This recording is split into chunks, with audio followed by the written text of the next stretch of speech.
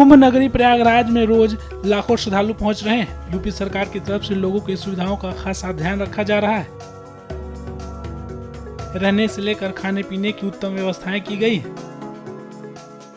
तो वहीं मेले में आए लोगों को घर जैसे जायके का मजा मिले, उसकी कमी यूपी का ये पहला डबल डेकर बस रेस्टोरेंट कर रहा है।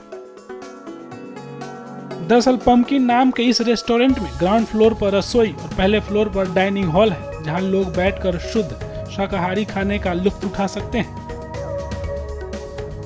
इस रेस्टोरेंट की सबसे खास बात यह है कि खाना खाते समय श्रद्धालु कुंभ का नजारा भी देख सकते हैं।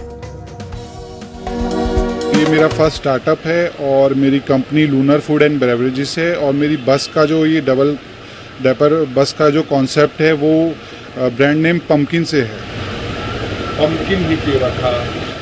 सर, पंपकिन रखने का बेसिकली मेन रीज़न ये था कि जितने भी हमारे जो धार्मिक फेस्टिवल्स और जो भंडारे वगैरह जैसे टाइप होते हैं तो उसमें शुद्ध मतलब पवित्र जो एक माना जाता है फल सब्जी के रूप में, वो पंपकिन है, कद्दू माना जाता है। तो उसी के थीम पे मैंने ये पंपकिन नाम रखा है, जिससे ये है कि कस्टमर को या मेरे गेस्ट को ये फील हो कि उनको घर जैसा ही मतलब खाने का स्वाद का वो टेस्ट का अनुभव हो।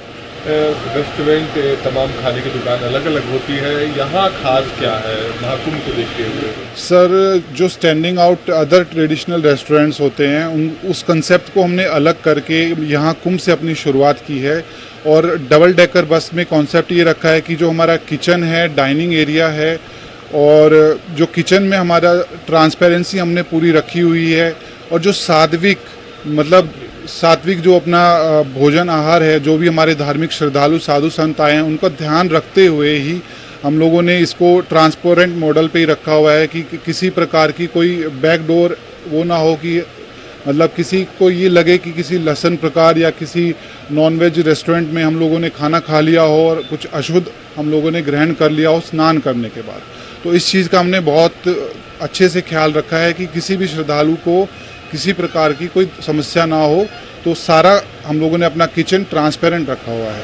कल्पवासियों को लेकर आप यहाँ तमाम पोस्टर पे लिखा है आपने, उनका क्या है? उनके लिए सर हम लोग ऑन डिमांड जो हमारे श्रद्धालु जैसे जिनका फास्ट होता है तो ऑन डिमांड हम लोग उनके लिए जो भी फलहार या जो भी सात्विक भोजन होता है बिना लहसुन प्याज का वो हम उनको उपलब्ध कराएंगे।